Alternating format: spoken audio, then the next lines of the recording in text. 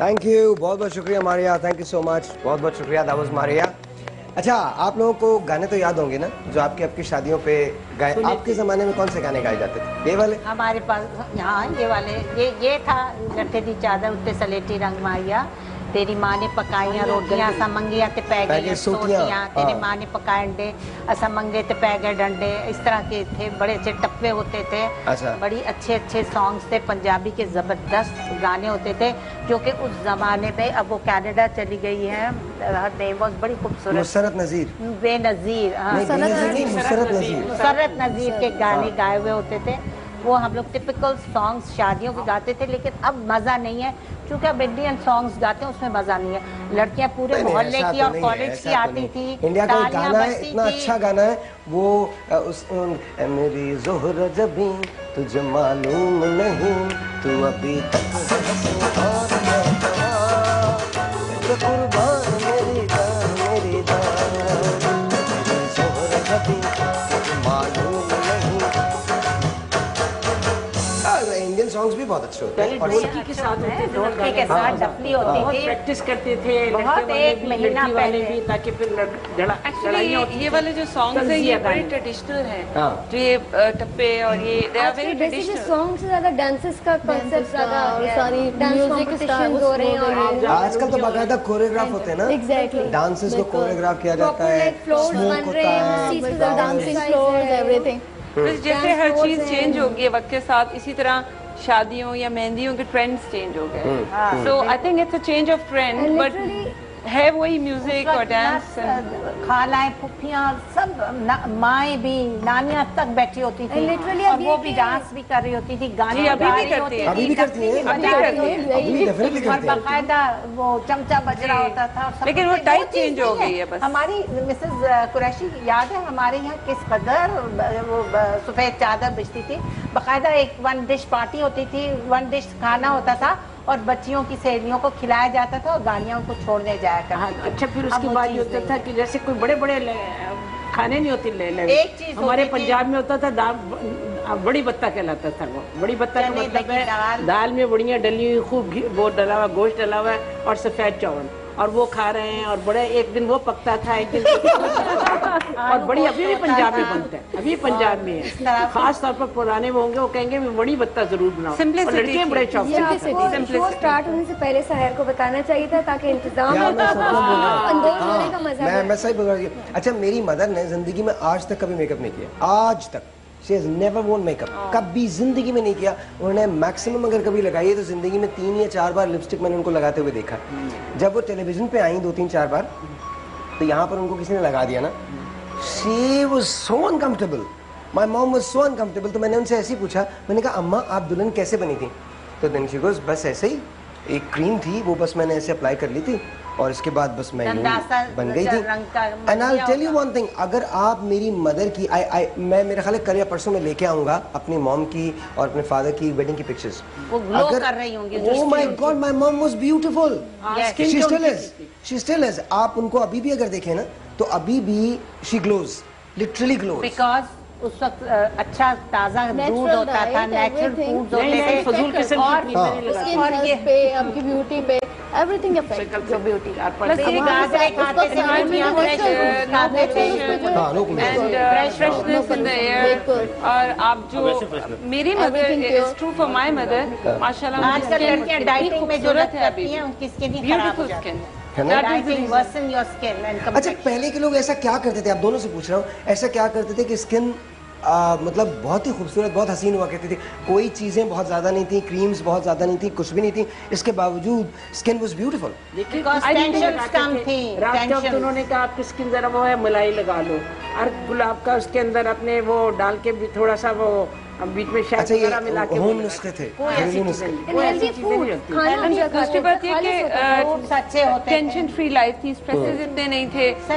अब आप ये देखिए कि माओ के ऊपर स्ट्रेस कितना होता है कि एक स्पेशली जो वर्किंग फीमेल्स हैं, I mean even house wife, उन्होंने अपने बच्चों को पढ़ाना भी है, उन्होंने अपने बच्चों की टेक केयर भी करनी है, उन्होंने बाहर के काम भी करने हैं, उन्होंने ड्राइविंग भी करनी है। पहले मतलब my mother, she was house wife and she was not worried about the outside world. So now the things have changed. Stress बहुत हो गया। बच्चे उन्होंने पालना तो काम था, लेकिन बाहर की रिस्पॉन्सिबिलिटी स्ट्रेस नहीं था इतना लाइफ। अब मियां रिलैक्स बैक हो गए कि जी बीवियों को ड्राइविंग आती है, बीवी ये कर लेगी, बीवी वो कर लेगी। कभी शैम्पू नहीं लगाया हमारी अम्मी ने, मैंने देखा हमेशा फौतगी तक उनके काले बाल लंबे, और आपको यकीन जाने तेल लगाती थी और उसके बाद जो देसी साबुन जो होती है ना उससे सर्द होती थी कि निकल जाएगा जैसे कपड़े निकलने हैं। मगर उनकी, मैं कहती हूँ, बाल इतने लंबे और खूबसूरत थे। अब लोग वही शैम्पू लगा रहे हैं, ये लगा रहे हैं, कुछ भी नहीं। और मैं भी शैम्पू ज्यादा इस्तेमाल नहीं करती, मैं जो मिल गया कर लगा लिया, वरना सब वो है लक्स साबुन से सर धो लिया। I think diet is the कोई मैंने जिंदगी में ये नहीं रखा कि अगर मेरे पास ये चीज नहीं है। आप यकीन जाने एक लिपस्टिक से मैं पूरा मेकअप कर लेती हूँ। भैया मैंने ऑयल ऑफ फीले लगाया, लिपस्टिक होंठों पे लगा ली, लिपस्टिक हाथ पे लगा के ऐसे करके इधर लगा लिया, लिपस्टिक लगा के मैं तैयार हो गई। ये तो इधर आके मैं कर रही हूँ मेकअप। कभी मेरी बहन कहती थी सबसे ज्यादा मुमताजबाजी कर, एक लिपस्टिक और एक oh my god, you remind me so much of my own mother. She even look like my mother. आप वाकई लगती भी वैसी हैं और आपकी बातें भी वही हैं, बिल्कुल वही सिंपल सी बात है। मेरे बेटे के बराबर ही होंगे, छोटे भी हो सकते हैं, बड़े भी। मेरा बड़ा बेटा 48 का है, मैं 48 का नहीं। 48 का नहीं, मेरी 64 में पैदा हुआ, तो कितने का हो गया? 50 का हो गया, 50 का हो गया। हाँ, मेरी जो बड़ा उनसे क्या पूछ रहे हैं, उनके जमाने में तो गिनती भी नहीं थी। एक छोटा सा ब्रेक है जी, आपसे मिलते हैं ब्रेक के बाद। नरजिस की कॉल है वहाँ कैंट से। क्या बीमारी का नाम क्या था, प्लीज बताइएगा मुझे।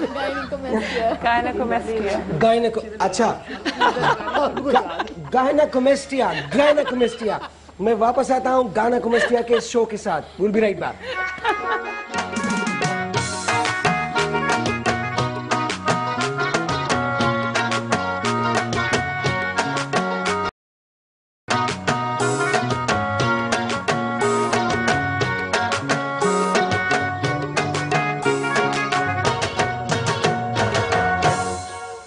तेरी माँ ने पकाया रोटियां, तेरी माँ ने आहिस्ता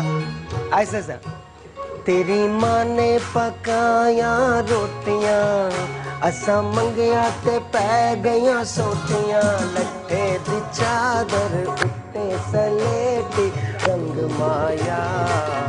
आवो सामने रुस के ना लंग माया। क्या बात है, लाल मेहंदी जैसे। क्या बात है, थैंक यू बहुत बहुत शुक्रिया। एक टेलीफोन कॉल है, पहले वो लेने। अस्सलाम वालेकुम।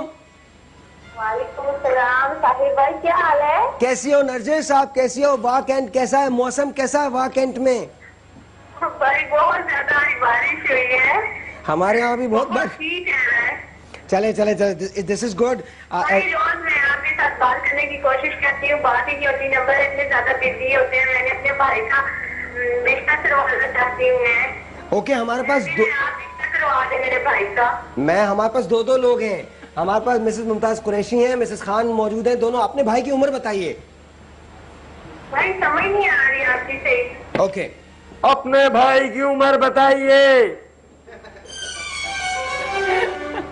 आपके भाई कितने साल के हैं? भाई वो उनकी 25 एज है। 25। अच्छा, और पढ़े लिखे कितने हैं? हाँ जी, नहीं, ये किया हुआ उन्होंने। अच्छा, पढ़े लिखे कितने हैं? एजुकेशन कितनी है? भाई समझ नहीं आ रही तालीम कितनी है? वजह से। एक तालीम सेकंड। कितनी है? तालीम तालीम कितनी है? तालीम एजुकेशन। हाँ जी, ये किया हुआ और कंप्यूटर कोर्स भी किया हुआ, टाइपिंग का भी कोर्स किया हुआ उन्होंने। अच्छा, ये बताइए, बरसरे रोजगार है, नौकरी है उनके पास? भाई अभी वो कोशिश कर रहे हैं। अच्छा, कोशिश कर रहे हैं। अच्छा, ठीक है। हाँ, जो अपनी कोशिश कर रहे हैं, लेकिन मैं चाहती हूँ कि आप उनकी शादी करवा दें। लेकिन मैं आपका रोजाना प्रोग्राम देखती हूँ, मुझे बहुत ज्यादा अच्छा लगता है और मुझे आपकी बातें भी बहुत अच्छी लगती हैं। आप बहुत ज्यादा प्यारे हैं, बहुत ही प्यारे, कपड़े भी पहन के आते हैं और आपकी आवाज तो बहुत ही प्यारी है। अल्लाह का लाख लाख एहसान है कि मैं कपड़े पहन के आता हूँ। अच्छे कपड़े क्या? अच्छे कपड़े। वो चाह रही है कि शायद उनके भाई को गोद में ले। नहीं, ये बात नहीं। अच्छा, पता है बात क्या है, बहनें बहुत परेशान होती हैं। I know, I have got a sister, I know कि वो कितनी परेशान होती है मेरे लिए। मुझे मालूम है कि बहनों का क्या हो जाता है। It's really unbelievable. बहनें जो होती हैं ना, वो खुदा की नेमत होती हैं, और वो जो रिश्ता होता है वो आई डोंट थिंक कि किसी के साथ भी आपका जुड़ता है, वो बन ही नहीं सकता। और शी इज रियली वरीड। उसके लिए दुनिया के अंदर डजंट मैटर कि उसके भाई के पास जॉब है या नहीं है, उसका वो कंसर्न नहीं है। उसका ये कंसर्न है कि 25 साल का मेरा भाई है, he is done BA, computer course भी किया है, टाइपिंग भी की है, उसके साथ कुछ गलत नहीं है, उसके साथ गलत हो रहा है, जॉब की भी कोशिश कर रहा है और ढूंढ रहा है। So I can understand the feeling. तो आई डोंट नो कि क्या हो सकता है, लेकिन जैसे मिसेस खान ने कहा, नौकरी ज़रूरी है, बहुत ज़रूरी है। और मैं भी आपको ये मशवरा दूंगा कि उनसे पहले कहें कि अपने करियर पे फोकस करें। और अभी सिर्फ 25 साल का है। हाँ। अभी भले 2-3 साल ना भी हो तो कोई ऐसे हाँ, इट डजंट मैटर। आपने कम से कम रोजगार तो कमाना शुरू हो जाए ना, फिर उसके बाद आई थिंक बहुत अच्छा हो जाएगा। अच्छा, ये मुझे बताइए, बहुत वाइटल क्वेश्चन है, लड़कियों की किस एज में शादी होनी चाहिए? पहले हम खवातीन से पूछेंगे, फिर मर्दों से पूछेंगे। आपसे शुरू करते हैं, किस एज में शादी हो जानी चाहिए? देखिए, मैं अब ये नहीं कहूँगी कि यंग एज में, हालांकि गरीब लोग तो यंग एज में कर देते हैं, क्योंकि उन्होंने पढ़ाना नहीं होता, कुछ नहीं, उनके ऊपर एक बोझ होता है, वो समझते हैं बोझ है, इस बोझ को कहीं उतार दें। But now I feel and believe कि लड़कियाँ भी they should be professional, they should be earning, और उनके पास भी कोई ऐसी प्रोफेशनल डिग्री हो कि गॉड फॉरबिड अगर कुछ उनके साथ मिसहैप हो रहा हो तो अपने पैरों पर तो खुद खड़ी है ना, तो 25 साल में होना चाहिए। 25 साल is the right age. Firstly because एक आपके पास पॉपुलेशन बहुत ज़्यादा हो रही है, उसके लिए आपको 25 से 30 साल की लड़की की शादी हो, ताकि जो उसकी प्रोडक्टिविटी 16-17 साल की लड़की तो बच्चे पैदा करती रहेगी, तो वो 2-3 बच्चे पैदा करे और बस। अच्छा, और ये अपना माइंडसेट, ये माइंडसेट जो आपने अभी कहा ना, ये प्रॉब्लम उस वक्त भी एग्जिस्ट करेगा जब 25 साल में शादी होगी। ये माइंडसेट मर्दों का चेंज होना चाहिए। हमको ये समझना चाहिए कि फैमिली प्लानिंग क्या है, हमारे अपने रिसोर्स है, बट वो एक अलग, मुझे बताइए। 25 जी, मैं भी शायद ये समझती हूँ कि 25 साल is the right age, because उससे पहले तक एक लड़की में इतनी मेच्योरिटी नहीं आती, वो अपनी उस फैंटेसीज की दुनिया में होती है, और वो जो फैंटेसी लाइफ होती है ना, वो आपकी प्रैक्टिकल लाइफ से बिल्कुल अलग होती है। बहुत सारे लोग बोले ये तो यंग नहीं है, एज नहीं है, यंग एज नहीं, मेरे ख्याल से देखें, अगर आप प्रॉपर एजुकेशन ले रहे हैं, सब कुछ ले रहे हैं, तब उससे पहले आप कर ही नहीं सकते। एंड जिस तरह उन्होंने बात की प्रोफेशनल लाइफ, सिर्फ प्रोफेशनल लाइफ की बात नहीं होती, अगर आपके अंदर मेच्योरिटी एंड एजुकेशन हो ना, तो आपको घरेलू उसमें ही सिर्फ मियाँ के साथ जिंदगी नहीं गुजारनी होती, इन लॉज होते हैं, पूरी फैमिली होती है, तो हर एक को किस तरह से हैंडल करना है, डील करना है। जब तक आपके अंदर प्रॉपर तरीके से अवेयरनेस हर चीज की नहीं होगी, आपने दुनिया नहीं देखी हुई होगी, आप नहीं कर सकते। She is very true. जब तक के गुड एजुकेशन की कंप्लीशन नहीं हो जाए, आई थिंक वही एज होती है कि जो है लड़कियों में मैच्योरिटी स्टार्ट होती है, और वही जो है ट्रू एज है शादी की। उससे पहले हाँ, इट्स अप टू 25 और even before that. It's not necessary कि प्रोफेशनल क्वालिफिकेशन जो है हर लड़की अचीव कर रही हो, लेकिन जो भी एजुकेशन जब भी कंप्लीट हो जाए उसके बाद इट्स ओके कि आप जो है वो शादी की एज जो है वो स्टार्ट हो जाती है। देखिए, डिपेंड करता है फैमिलीज पर, ठीक है। डिफरेंट्स होती हैं, कुछ होती हैं कि जिनको मतलब जल्दी कर देनी चाहिए, और कुछ होती हैं जो प्रोफेशनली कर रही होती हैं वर्क, तो उनको मेरे ख्याल में टाइम देना चाहिए। डिपेंड करता है, मतलब 25 से भी ज्यादा 25 भी हो सकती है, और 16, 18 और 20 में भी हो सकती है। आजकल जो है वो एक्सीड भी कर रही है 25 से। They want to settle in down their career, सारी चीजें, कि बहुत सी लड़कियां ऐसी हैं। और जब ये आप सेटल डाउन होना शुरू होते हैं प्रोफेशनल लाइफ में, तो डेफिनेटली आपको यंग लड़की नहीं मिल सकती। आप एज भी तो प्रोसीड कर रही है ना साथ साथ, तो वो माइंडसेट लड़कों का भी चेंज हो रहा है, डेफिनेटली लड़कों का भी चेंज हो रहा है, और लड़कियों का भी चेंज हो रहा है। डॉक्टर साहब, मैं ये कहूँगी कि ये दोनों चीज़ों में बड़ी डिस्क्रिपेंसी आ जाती है कि एक तरफ तो लड़कों की डिमांड होती है कि लड़की पढ़ी लिखी हो और अर्न भी करती हो, और किसी प्रोफेशन में भी हो, और प्लस यंग भी हो। सो इसमें ये है कि जैसे इन्होंने कहा कि माइंडसेट होना लड़कों का भी बहुत ज़रूरी है, लड़के की फैमिली का भी बहुत ज़रूरी है। कि अगर एक आप बहुत यंग 16 साल की लड़की ले आते हैं और जिसने हार्डली A लेवल्स किया हुआ है या बहुत कम पढ़ा हुआ है, तो उसको या तो वो पढ़ाएं बाद में, जो बहुत कम होता है। हालांकि ऐसा हो रहा है कुछ फैमिलीज में, देख रही हूँ कि लड़कियां अगर उनकी यंग एज में शादी हो जाती है और बच्चे हो जाते हैं, तो they study afterwards, but that is very difficult, तो फोकस खुद पे इतना नहीं कर सकते। सो आई थिंक कि बीइंग अ प्रोफेशनल, मैं तो ये कहूंगी कि किसी प्रोफेशन में जरूर जाना चाहिए, उनको अपने पाँव पे खड़े होना चाहिए। What do you think is the right age? 25? Well, it varies, but I think 25, 26. Okay. 25, maybe 26. more. Oh, maybe more. Okay. मेरा ख्याल है कि 18 साल की उम्र अगर एक लड़की जिसने खाली ग्रेजुएशन करना है और वो पढ़ना नहीं चाहती ज़्यादा, तो आप 18 से 20 साल की उम्र में आप उसका रिश्ता तलाश करना शुरू करें और कर दें, जिसने पढ़ना नहीं। अगर एक लड़की प्रोफेशनल लाइन में है और वो जैसे MBBS है, वो फाइनल ईयर में आ गई या इंजीनियरिंग के फाइनल ईयर में आ गई, तो माँ बाप को चाहिए कि कोशिश करें कि लड़की को कहीं सेटल कर दें, क्योंकि हायर एजुकेशन जितनी भी लड़की लेती जाती है उतने लड़के बसा औकात नहीं मिलते, फिर रिश्तों का भी मसला आ जाता है। तो मैं तो ये कहती हूँ प्रोफेशनल लाइन में ठीक है, 24वें 25वें साल में भी हो, अगर एक प्रोफेशनल लाइन में लड़की नहीं है तो 18 से 20 साल के बाद आप शादी कर दें, क्योंकि रिश्तों का आजकल हसूल बहुत मुश्किल है। और ख़ास तौर पर जिन घरों में 5-5, 6-6 बहनें बैठी हुई हैं, उधर आप यही इंतज़ार करते रहें कि 25 साल की हो जाए और प्रोफेशनल ले ले, तो फिर लड़कियों की उम्रें बढ़ जाती हैं, फिर रिश्ते नहीं मिलते। अनमैरिड लड़कियां 30 साल के बाद, 28 साल के बाद इतना मुश्किल हो गया रिश्तों का कि फिर आपको अनमैरिड लड़के नहीं मिलते। लड़का ज़रा पड़ जाता है, सर्जन बन गया या कुछ बन गया, 32 साल की उम्र में वो चाहेगा नहीं जी 24-25 साल की लड़की के साथ। वो ये नहीं चाहते, वो ये नहीं चाहते बड़ी उम्र की लड़की, एजुकेटेड भी हो और छोटी उम्र की भी हो। तो मैं ये कहती हूँ कि हायर स्टडी से बेहतर ये है कि प्रोफेशनल लाइन फाइनल ईयर में आप आए, तो आप कोशिश करें कि उसका अच्छा प्रपोजल मिले, तो जरूर मिल जाए तो कर दें। साहिर, मेरा बिल्कुल चेंज है according to my sciences, occult sciences. आपका 28% कंट्रोल होता है कुछ चीज़ों पे जिसको आप खुद नहीं सोच सकते। 72% चीज़ें आप खुद कर सकते हैं। जो 28% चीज़ें जो हम खुद नहीं सोच सकते, उसमें शादी भी होती है। आपको नहीं पता आपकी शादी कब होगी, आप प्लान नहीं कर सकते। ठीक है, अगर आप मुझे बताएं कहेंगे तो मैं आपको हाथ की लकीर से बता दूंगा कि कैसे पता चलेगा। ये यहाँ पे जो लकीर होती है, इसको अफेक्शन लाइन, लव लाइन या शादी की लाइन कहते हैं हमारे माशरे में। ये दिल की लकीर और इस छोटी उंगली के बीच का जो एरिया है, इसको अगर हम आधा कर देंगे, 50% कर देंगे, यहाँ पे अगर कोई लाइन आएगी तो 25 साल की उम्र में शादी होगी। अगर इससे ऊपर की तरफ जाएगी तो उम्र बढ़ जाएगी, नीचे की तरफ आएगी तो छोटी उम्र में शादी होगी। मैं तो कोशिश करना कह रही हूँ।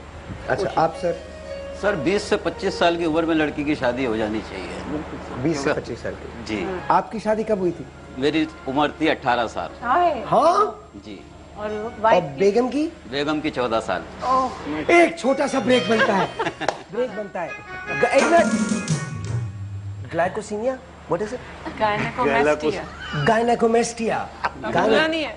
मैं भूल जाऊंगा, मुझे पता है गायनेकोमेस्टिया, मैं कहीं लिख लेता हूँ इसको गायनेकोमेस्टिया।